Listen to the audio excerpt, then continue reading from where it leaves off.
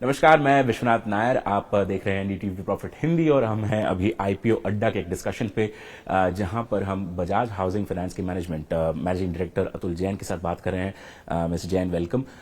सबसे पहले हमारे प्रेक्षकों के लिए आप ये बताइए कि जो आईपीओ आप ला रहे हैं मार्केट में, 9 तारीख को खुल रहा है, लोग इन्वेस्ट कर सकते हैं आगे जाके। इस आईपीओ की क्या खूबियां हैं, क्या खासियत है, क्यों लोगों को इन्वेस्ट करना चाहिए? विश्वनाथ जी, मैं आपको ये बता सकता हूँ कि हम करते क्या हैं। हाँ जी। हम वो पब्लिक पे छोड़ेंगे कि उनका डिसीजन है कि उनको कंपनी में पैसा इन्वेस्ट करने के नहीं। हम बजाज ग्रुप से हैं। बजाज ग्रुप का आपको पता है कि हिंदुस्तान में एक स्टेलर ट्रैक रिकॉर्ड है, 90 साल से हेरिटेज ब्रांड है, विच इज जो अलग अलग क्षेत्रों में बहुत कामयाब रहा है। और हमारी पेरेंट कंपनी बजाज फाइनेंस है, जिसने अपना फाइनेंशियल सर्विसेज के अंदर में नाम बनाया। हम 7 साल से ये कंपनी चला रहे हैं। जब हमने 17-18 में ये कंपनी से में काम शुरू किया था, 7 साल के अंदर में हम लोगों ने 31 मार्च 24 तक 91,000 करोड़ के एसेट्स बनाए, लेंडिंग एसेट्स बनाए। एंड ऑन अपने आप में हम लोग अभी हिंदुस्तान की दूसरी सबसे बड़ी हाउसिंग फाइनेंस कंपनी है। और हमारी जो प्रॉफिट रेशियोज रही हैं पीछे, वो कंपेरेबल इंडस्ट्री प्लेयर्स के हिसाब से अच्छा रहा है या सेम रहा है, despite being a new company. हमारी जो एसेट क्वालिटी है, जो हमारे जीएनपीएस और एनपीए नंबर से दिखता है, वो अगेन हमारे जो कंपेरेबल या लार्ज कंपनीज हैं जिनके साथ हम कंपेयर कर सकते हैं, उन सबसे अच्छा रहा है या उन सबसे अच्छा है जो हमारी फिगर्स हैं। तो ये सब देखते हुए तो हम और हमारी जो ग्रोथ रही है पीछे, वो भी इन कंपेयर टू इंडस्ट्री ठीक रही है, या हम इंडस्ट्री के हिसाब से ही आगे बढ़ते रहे। तो ये सब फैक्टर्स हैं। तो बाकी पूरा प्रोस्पेक्टस के अंदर में सारे जो कंपनी की अच्छाई और जो कंपनी के जो फ्यूचर रिस्क भी हैं, हम चाहेंगे कि लोग इन्वेस्टर दोनों को देखें, कंपनी की अच्छाई और कंपनी के रिस्क फैक्टर्स। उसके बेस पे they can take the their decision कि whether they want to participate in the issue. Okay, जैसा ये जो आप बिजनेस ला रहे हैं सामने, बजाज हाउसिंग फाइनेंस का, ये कुल अब 6-7 साल के आसपास का बिजनेस है। इसमें आपने, जैसे आपने बताया, 91,000 करोड़ की आपकी लोन बुक आपने बनाई है। मार्च 31 के हिसाब से, जून 30 के हिसाब से 97,000 के आसपास हो गई है। जो हाउसिंग फाइनेंस का जो मार्केट है फिलहाल इंडिया में, यहाँ पे बहुत सारे प्लेयर्स हैं, बैंक्स भी हैं जो हाउसिंग फाइनेंस, हाउसिंग लोन देना चाहते हैं। इस कंपेटिटिव लैंडस्केप में बजाज हाउसिंग फाइनेंस अपने आप को कैसे डिफरेंशिएट करता है?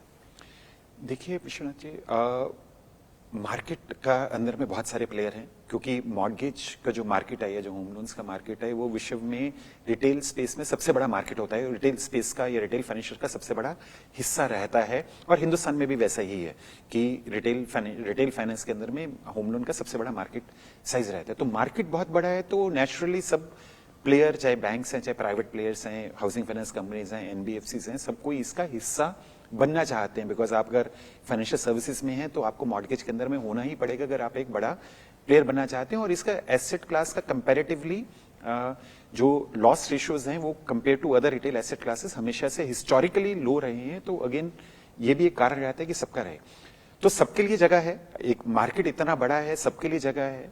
हर प्लेयर जिसका जो एक कुछ करना चाहता है और अपने तरीके से करना चाहता है, कस्टमर्स के पास जाके अपने प्रोडक्ट्स के एक्सप्लेन कर सकता है, जो रीच है और कॉम्पिटिटिव प्राइसिंग पे करना चाहता है, हर के लिए इस मार्केट के अंदर में स्पेस है। दैट्स और वही हम करते आए हैं पिछले 6-7 साल के हमारी जर्नी के अंदर में, जहां हमने इसी स्पेस के अंदर में, जब इतने प्लेयर थे, हमने जो कुछ भी पीछे किया है, जो 91,000 करोड़ के एसेट्स 31 मार्च तक कराए हैं, इसी कॉम्पिटिटिव लैंडस्केप में ही क्रिएट किए हैं। एंड जितना मार्केट के साइज के हिसाब से और मार्केट के जिस तरह से ग्रोथ है इन जनरल इंडस्ट्री में, उसके हिसाब से हमको लगता है हम आगे भी बिजनेस करते रहेंगे जैसा। तो जो बजाज हाउसिंग फाइनेंस का जो फिलहाल बिजनेस है, उसमें कॉस्ट ऑफ फंड का जो सवाल आता है, वो इसीलिए आता है क्योंकि पिछले 2 सालों में हमने देखा है कि आरबीआई ने रेट्स बढ़ाए और बाद में उसके बाद वो पॉज तो हुआ लेकिन कम नहीं हुई है अभी तक इंटरेस्ट रेट्स इकोनॉमी में। आपके हिसाब से जो कॉस्ट ऑफ फंड्स पे जो इम्पैक्ट होता है और उसके हिसाब से मार्जिन पे जो इम्पैक्ट होता है, ये कब तक रहेगा? आप कोई एंड डेट तो नहीं बता सकते क्योंकि आप फ्यूचर प्रोजेक्शन नहीं कर सकते हैं, लेकिन जो बिजनेस आज है उसके हिसाब से अगर आप बता सकें कि उसका इम्पैक्ट क्या पड़ता है मार्केट आपकी बिजनेस में। विश्वनाथ जी, कैसे हमारा जो क्योंकि हम मॉर्गेज कंपनी है तो हमारे पास में एक एडवांटेज भी है, वो एसेट साइड में भी, क्योंकि हमारे सारे एसेट्स भी फ्लोटिंग रेट ऑफ इंटरेस्ट पे होते हैं।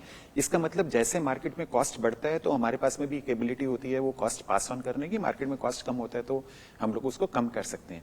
तो इस सेंस में थोड़ा मार्जिन हमारे मॉर्गेज कंपनी के किसी के भी थोड़ा स्टेबल होते हैं, क्योंकि आपके पास है वेरिएबल, अगर आप वेरिएबल एसेट है, हमारे largely near to 100% assets are variable asset, floating rate asset. So if there are floating rate assets, interest rates market में नीचे और ऊपर आते रहते हैं, बिकॉज आपका जो लॉन्ग टेनर, हमारा जो प्रोडक्ट है वो लॉन्ग टेनर है। हाउसिंग लोन्स लंबे टेनर के लिए होते हैं, या दूसरे lease rental discounting loan against property भी लॉन्गर टेनर के लिए होते हैं।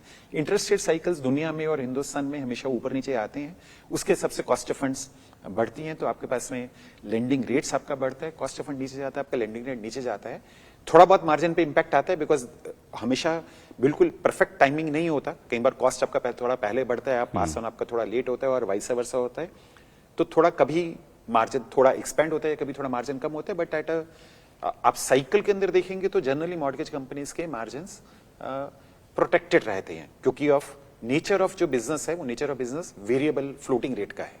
ओके, मैं आखिरी 2 सवाल पूछूंगा। सबसे पहला जो है वो एसेट क्वालिटी के ऊपर है। आपका ग्रॉस एनपीए नंबर अगर हम देखने जाएं तो 0.28%, जो शायद इस इंडस्ट्री बेस्ट इन क्लास बोल सकते हैं हम उसको। ये रियलिस्टिक नंबर है आपके हिसाब से? देखिए, ये नंबर तो रियल है, क्योंकि 31 मार्च 24 का नंबर रियल है, पर हाँ नंबर पब्लिश्ड है। आगे की बात मैं कर नहीं सकता, आपको विश्वास नहीं पता है, आप मुझको हम आगे की बात कर नहीं सकते, लेकिन ये नंबर रियल है। ये नंबर तो 31 मार्च 28 का पब्लिश्ड नंबर है अंडर वेरियस सोर्सेज, तो नंबर तो रियल है। तो मेंटेन करना कितना मुश्किल या आसान हो सकता है ये नंबर आपके लिए फिलहाल? देखिए, इसके अंदर में अलग अलग फैक्टर होते हैं। ऑफ कोर्स हमारी जिस तरीके से हम काम करते हैं, या जो हमारी कस्टमर सेगमेंटेशन है, या जिस तरीके से हम अंडरराइट करते हैं या डाटा को यूज करते हैं ताकि हम कस्टमर को अच्छा चूज करें, कुछ वो फैक्टर है। कुछ हमारी बुक की विंटेज का भी फैक्टर है, या बुक का मिक्स का फैक्टर है। आगे जाते हुए जैसे सारे फैक्टर्स प्ले करेंगे, चाहे बुक का मिक्स है, चाहे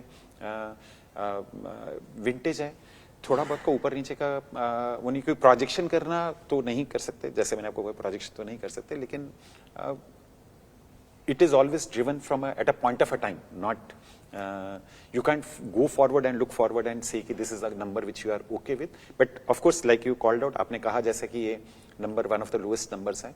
हमारे को खुशी है, हम तो चाहेंगे कि ऐसा रहे, लेकिन वो मार्केट के और वेरियस सर्कमस्टेंसेस और सिनेरियोस पे डिपेंड करेगा। आखिरी सवाल ये कि जो बजाज ब्रांड नेम आप लेके चल रहे हैं, इसका क्या बेनिफिट होता है आपको आपके बिजनेस में? क्योंकि मार्केट बहुत कंपेटिटिव है, जैसे हमने शुरुआत में कहा था, लेकिन बजाज ब्रांड नेम से कुछ फर्क पड़ता होगा?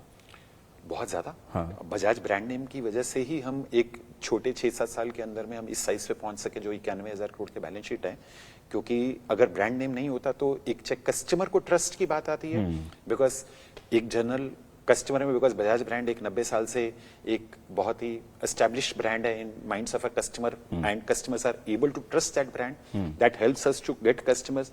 फिर बजाज फाइनेंस जो हमारी पेरेंट कंपनी है, उसका फाइनेंशियल सर्विसेज में बहुत हेफ्ट है, फाइनेंशियल सर्विसेज में एज अ उनके ब्रांड का बहुत हेफ्ट है, that also helps us in acquiring customer, because customers feels comfortable in dealing with Bajaj Housing Finance versus any other, if we would have been any other new company not named Bajaj। एक तो asset side में है, दूसरा liability side में जो हमारे लिए essential raw material है, बिकॉज ये कॉम्पिटिटिव मार्केट है। कॉम्पिटिटिव मार्केट में कम्पीट करने के लिए आपका बेसिक रॉ मटेरियल अगर आपका ठीक प्राइस पे नहीं है तो आप कम्पीट नहीं कर सकते।